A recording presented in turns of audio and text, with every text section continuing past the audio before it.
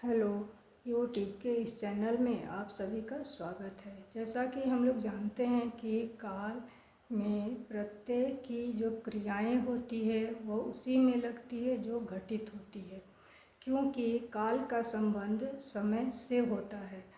जब भी कोई भी घटनाएं घटित होती हैं तो उन घटनाओं के घटित होने में एक दिन का, एक सप्ताह का, एक महीने का, एक वर्ष का या एक युग का भी समय लग सकता है। तो घटनाओं के घटित होने में जो समय लगता है उन समय का संदर्भ इस सहायक क्रिया के पक्ष से है। इसके द्वारा जो घटनाएं घटित होती है वे घटनाएं समय के किस संदर्भ में कैसे घटित होती है, इसी का संबंध सहायक क्रिया पक्ष से है। हिंदी व्याकरण में सहायक क्रिया के पक्ष को 3 भागों में बांटा गया है। उसमें पहला है आवृत्ति मूलक पक्ष। तो आवृत्ति का अर्थ होता है बार बार किसी कार्य का दोहराना। तो जहाँ पर बार बार किसी कार्य का पुनरावृत्ति हो, बार बार किया जाए, उसे ये आवृत्ति मूलक पक्ष कहा जाता है। यहाँ परिभाषा में भी यही होगा, किसी कार्य का बार बार होना, ये आवृत्ति मूलक पक्ष कहलाता है। इसकी पहचान हम लोग कैसे करते हैं? तो आवृत्ति मूलक पक्ष में जो भी वाक्य रहता है और जो प्रत्यय लगा रहता है वह प्रत्यय त होता है। यहाँ ये ट्रिक को ध्यान में रखना है कि यहाँ त प्रत्यय ही आता है, दूसरा प्रत्यय नहीं लगता है। तो वाक्य में किसी भी कार्य का बार बार होने का या घटने का सूचना हमें प्राप्त होता है या घटित होने की सूचना मिलती रहती है, उसे हम लोग आवृत्ति मूलक पक्ष कहते हैं, जो क्रियाओं में यह एक सहायक क्रिया है। जैसे वह गाना गाती है, मैं खाना खाता हूँ।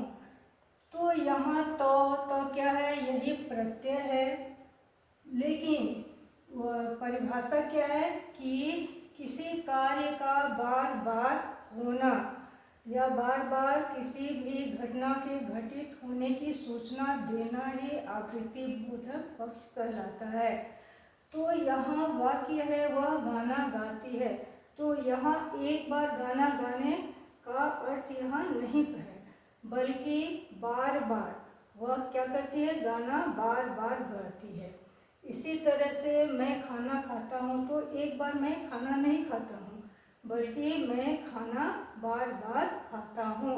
तो जिस वाक्य में घटना का बार बार होने की सूचना मिलती रहती है उसे आवृत्ति मूलक पक्ष कहा जाता है।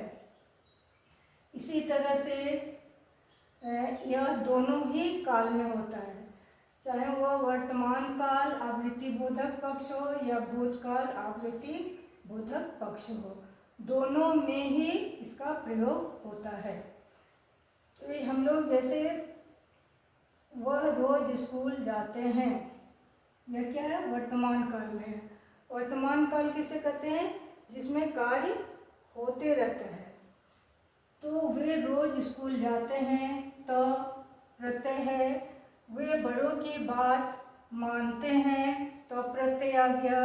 शाम को बारिश होती है, चर्च में लोग प्रार्थना करते हैं।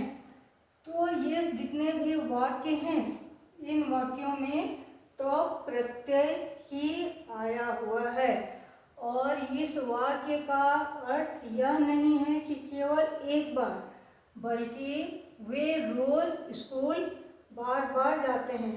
एक ही चीज़ को कई बार बार पुनरावृत्ति की जाती है। वे बड़ों की बात एक बार नहीं मानते हैं, बल्कि बार बार मानना जाता है, मानते हैं। शाम को वर्षा रोज लगातार होती है, प्रतिदिन होती है, बार बार होता है शाम में। चर्च में लोग प्रार्थना बार बार करते हैं। तो इस तरह से ये वर्तमान काल आवृत्ति मूलक पक्ष कहलाता है। इसी तरह से इसे हम लोग भूतकाल में भी, भूतकाल आवृत्ति मूलक पक्ष में भी पाते हैं। तो भूतकाल किसे कहते हैं? जिसमें हम कार्य का होने का, खत्म हो जाने का बोध हो। तो वे रोज स्कूल जाते थे, बीते हुए समय का।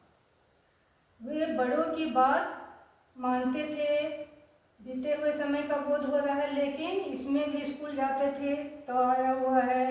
वे बड़ों की बात मानते थे तब प्रत्यय आया है। शाम को बारिश होती थी तब आया हुआ है। चर्च में लोग प्रार्थना करते थे। तो बीते भूतकाल में भी जो वाक्य आए उस वाक्य में तो प्रत्यय लगा रहता है, उसे हम लोग भूतकाल आवृत्ति मूलक पक्ष कहते हैं। क्लियर? यहाँ तो को ध्यान में रखना है। दूसरा है सत्यबोधक पक्ष। तो यहाँ सत्य का अर्थ होता है सतत। सतत शब्द से बना है जिसका अर्थ होता है लगातार या निरंतर। तो सतत बोधक का अर्थ जो है वो लगातार या निरंतर जो काम होते रहता है उसे कहा जाता है। हिंदी में इसे निरंतरता को बताने के लिए क्रियापद में रह प्रत्यय, जैसे उसमें आवृत्ति मूलक में तो प्रत्यय लगा रहता है, इसमें रह प्रत्यय लगा रहता है। क्लियर? तो यह जैसे वह मुस्कुरा रही है, रही प्रत्यय है यहाँ। फिर बच्चे पतंग उड़ा रहे हैं, तो रहा रही जहाँ पर लगा हो उसे सत्यबोधक पक्ष करते हैं। यह भी क्या है? भूतकाल में भी होता है और वर्तमान काल में भी होता है। लेकिन अंग्रेजी में यहाँ जहाँ हम लोग रह रहे लगाए हैं प्रत्यय, वहाँ पर ing लगता है। जैसे सी इज स्माइलिंग, ठीक है, तो यहाँ ये प्रत्यय हो जाता है। वर्तमान काल में वह गाना सुना रही है, सुना रही है लगातार, एक बार नहीं, क्योंकि परिभाषा क्या कहता है कि सत्यबोधक पक्ष का अर्थ होता है लगातार या निरंतर। ठीक है, तो वह गाना सुना रही है। हम लोग खाना खा रहे हैं, यहाँ रहे हैं, रहा रही जहाँ हो वो हमारा सत्यबोधक पक्ष के अंतर्गत आता है। इसमें भी वर्तमान काल भी होता है और भूतकाल भी होता है। तो वर्तमान काल में है का प्रयोग हो जाता है और भूतकाल में थे, बीते हुए समय का। तो जैसे वे गाना सुना रही थी हो जाएगा। फिर हम लोग खाना खा रहे थे। क्लियर? तीसरा जो है पक्ष है वह है पूर्ण पक्ष। तो यहाँ पक्ष का सहायक क्रिया में पक्ष का तीसरा जो प्रकार है वह है पूर्ण पक्ष। पूर्ण का अर्थ होता है पूरा, कार्य पूरा हो गया है, इसकी सूचना हमें प्राप्त होती है। तो जिस वाक्य में कार्य पूरा हो जाने का या घटना के घटित हो जाने की हमें सूचना मिलती है उसे हम लोग क्या कहते हैं? उसे पूर्ण पक्ष कहते हैं। यहाँ वाक्य पूर्ण हिंदी में इस पक्ष के लिए शून्य प्रत्यय का प्रयोग किया जाता है। यहाँ प्रश्न पूछा जाता है कि पूर्ण पक्ष में कौन सा प्रत्यय लगाया जाता है। जैसे आवृत्ति मूलक में तो शब्द का तो प्रत्यय लगाया जाता है। फिर सत्यबोधक में रह का प्रत्यय लगाया जाता है। तो इसमें कौन सा प्रत्यय लगाया जाता है? तो आंसर यहाँ क्या है? आंसर यहाँ यह है कि इसमें शून्य प्रत्यय का प्रयोग होता है, अर्थात कोई भी प्रत्यय नहीं लगता है, ये ट्रिक है। यहाँ कोई भी प्रत्यय नहीं लगता है, ये ध्यान देना है यहाँ पर।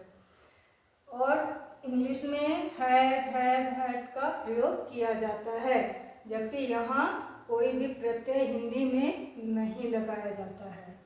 इसमें भी पूर्ण पक्ष के अंतर्गत भी वर्तमान पूर्ण पक्ष भी होता है और भूतकाल पूर्ण पक्ष भी होता है। जैसे हम बाजार हो आए हैं, अध्यापक कक्षा ले चुके हैं, बारिश रुक गई है। हम बाजार, अब भूतकाल में क्या इसका हो जाएगा, हम बाजार हो आए थे। इसी तरह से अध्यापक कक्षा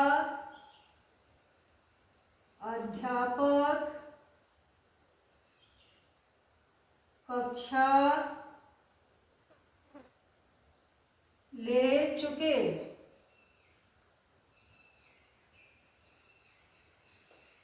बारिश रुक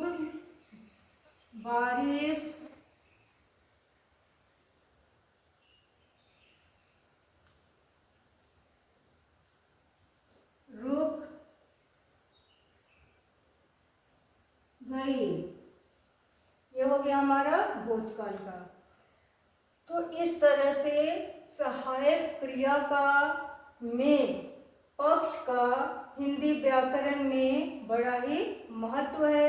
इसके बिना क्रियाएं क्या हो जाती है, अधूरी रह जाती है। इसलिए पक्ष का भी होना हिंदी व्याकरण में अनिवार्य है। वीडियो को लाइक, शेयर, सब्सक्राइब करना न भूलें। इसके अगले वीडियो में अगले पार्ट के साथ हम लोग मिलेंगे।